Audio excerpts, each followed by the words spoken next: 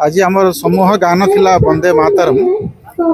आउ गोटे प्लेज निया हला पिला मन स्वदेशी आपनकर environmental cleanness pollution control tourism development ऊपर गोटे प्लेस थिला। वंदे मातरम गान करिवार बड़ उद्देश्य हला जमे बुझा कथा जे व्यक्ति को लेकिन समाज और राष्ट्र जो व्यक्ति सुधरी जीव व्यक्ति यदि इंटरनाली रियलाइज कर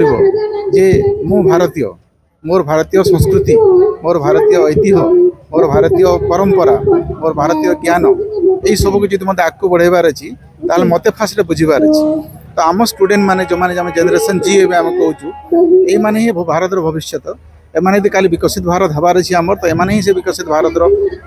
शोल्डर कर रेस्पॉन्सिबिलिटी नेबे। तो एमाने बुझार अच्छी ए आम राष्ट्र कौन आम ऐतिह्य कौन आम परंपरा कौन